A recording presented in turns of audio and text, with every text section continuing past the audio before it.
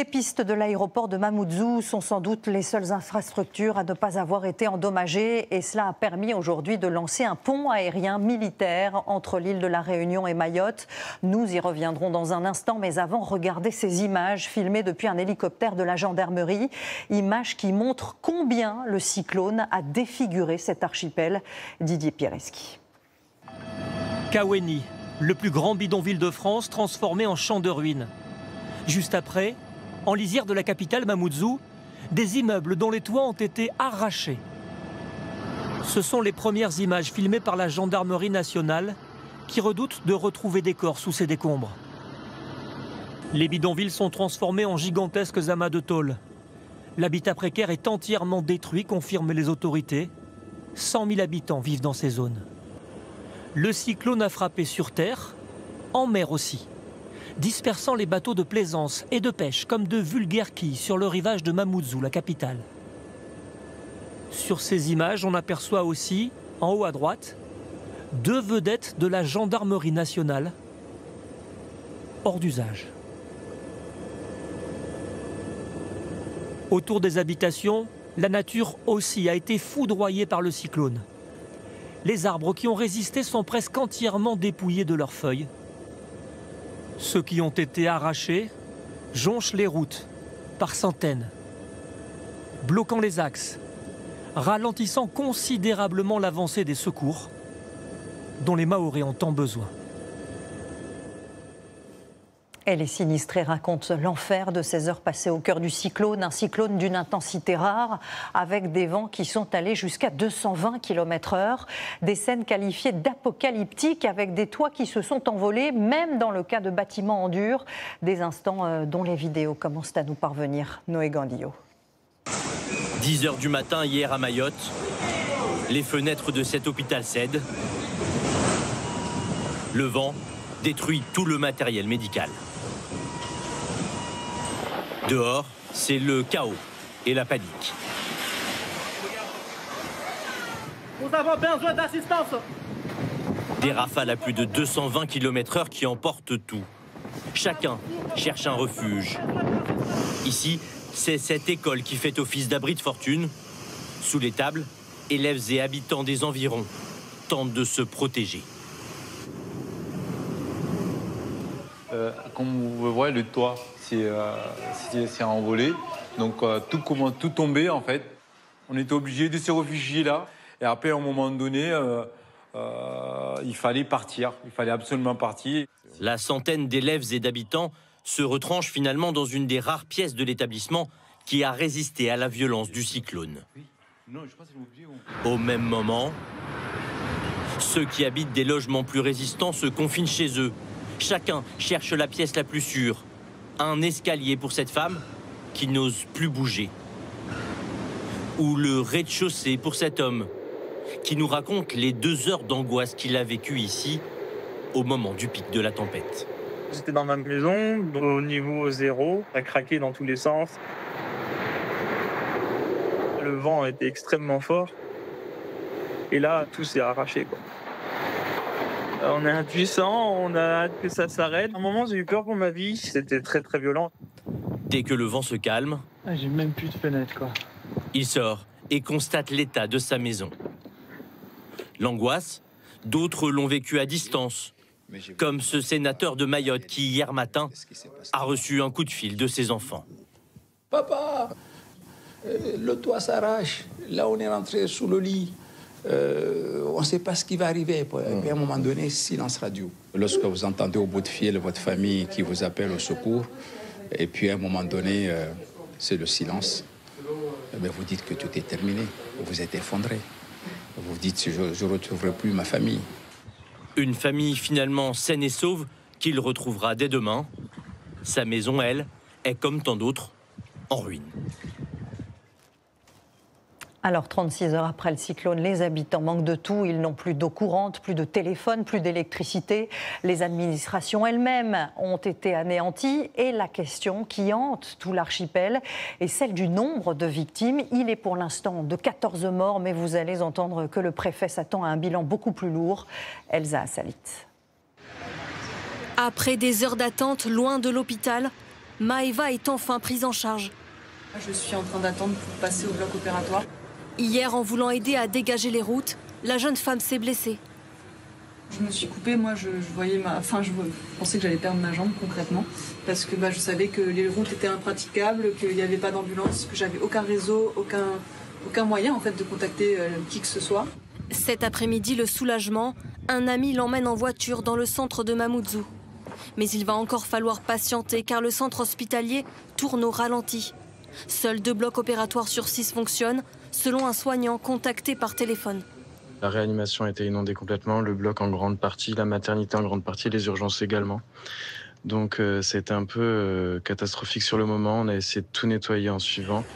Dans les rues, au lendemain de la catastrophe, les habitants tentent de s'organiser.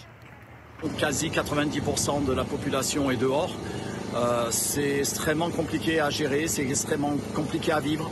On va essayer de se battre contre quelque chose qui est, comment vous dire, un monstre qui est passé au-dessus de nous. Partout sur l'archipel, il n'y a plus d'eau courante. Alors donc ce matin, pas d'eau au robinet, mais comme à Mayotte nous avons quand même l'habitude, on a toujours des réserves d'eau. Des packs d'eau pour boire et pour se doucher, mais pour combien de temps? Jusqu'à quand on va tenir, je sais pas. Pas d'eau et pas d'électricité. Le maire de Mamoudzou appelle les sinistrés à se rendre dans les centres d'accueil. Nous avons pu démarrer notre groupe électrogène qui permet à l'ensemble de la population, notamment qui sont dans les environs, de pouvoir venir charger leur portable. Pour se déplacer, il faut se frayer un chemin entre les décombres. De nombreuses routes sont coupées et les liaisons maritimes aussi sont à l'arrêt. Les barges, c'est vraiment un élément essentiel à la vie de Mayotte de tous les jours, puisque l'aéroport se trouve sur Petite Terre, qui est en face, et on ne peut plus y accéder. Difficile aussi de communiquer sans réseau. De nombreux habitants nous disent être sans nouvelles de leurs proches. Les autorités craignent un grand nombre de victimes. Il sera très difficile d'avoir un bilan final, mais je pense que le bilan en lui-même est un bilan beaucoup plus lourd. Je pense qu'il y aura certainement plusieurs centaines. Peut-être approcherons-nous le millier, voire quelques milliers. Ce soir, les recherches continuent. Le maire de Mamoudzou dit espérer retrouver des survivants dans les décombres. Et face à ces défis vertigineux, les secours ont commencé à se structurer aujourd'hui.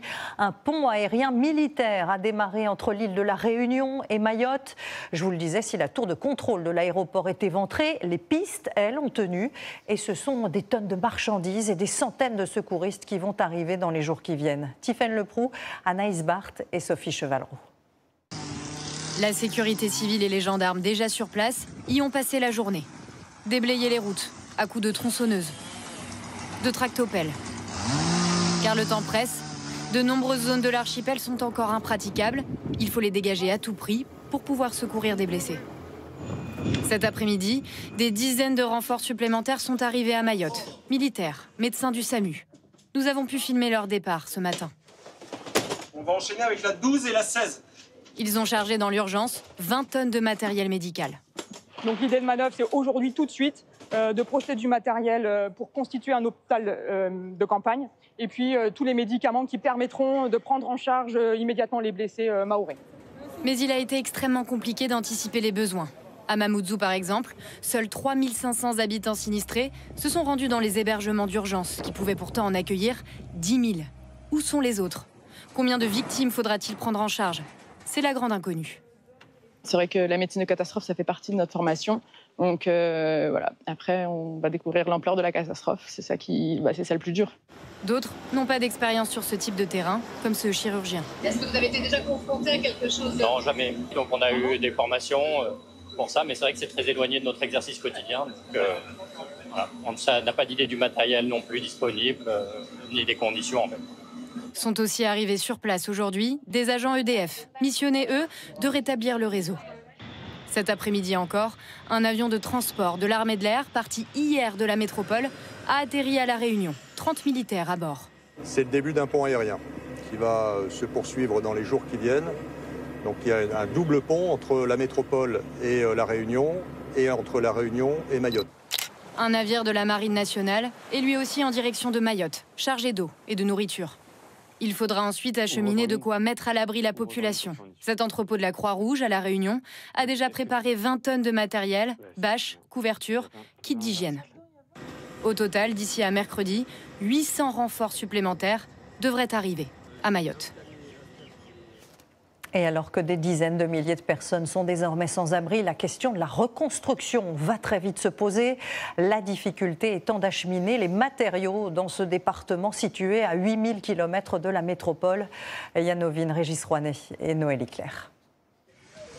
Aujourd'hui, certains récupèrent ce qui pourrait servir. Demain. Il y a les habitants des bidonvilles qui ramassent à peu près tout ce qui est tôle et bois pour essayer d'aller reconstruire leur bidonville. Au moins 100 000 personnes vivent dans des bidonvilles. La priorité dans l'archipel, c'est déjà de fabriquer des abris de fortune. Il faut évidemment de l'habitat rapidement disponible pour abriter ces personnes pendant la saison des pluies. On a un territoire qui est vallonné, donc il va falloir, si on reconstruit, et construire sur des zones acceptables pour éviter les glissements de terrain. À plus long terme, faut-il construire autrement ? Après l'ouragan Hugo en Guadeloupe en 1989, ou le passage d'Irma à Saint-Martin en 2017, les reconstructions n'ont pas vraiment été une réussite selon cet architecte. On a reconstruit aux mêmes endroits, de la même façon, et quand il y aura un nouvel événement de ce type-là, on va avoir le même type de catastrophe. Mais il faut se sortir de l'idée, par contre, que c'est le fait de construire en dur qui est forcément la solution. On sait aussi très bien construire en bois ou en structure métallique ou d'autres contre les cyclones, et même avec des toitures en tôle. Les logements, mais aussi les routes, les établissements publics, l'accès à l'eau, le chantier est gigantesque. On ne peut pas laisser Mayotte dans sa reconstruction repartir dans l'anarchie avec zéro urbanisme, pas d'assainissement. Enfin voilà, si cette tragédie doit nous servir à quelque chose, c'est reconstruire Mayotte mieux, avec une vraie piste longue pour l'aéroport, avec un vrai grand hôpital pour 1,5 million d'habitants. Cette députée appelle à la solidarité nationale, à des aides de l'Europe. Il faudra importer des matériaux par bateau. La reconstruction prendra plusieurs années, assurément. Et puisqu'on parle de solidarité, sachez que la Fondation de France a lancé cet après-midi un appel à la générosité. Si vous souhaitez faire un don, vous pouvez vous rendre sur le site don.fondationdefrance.org.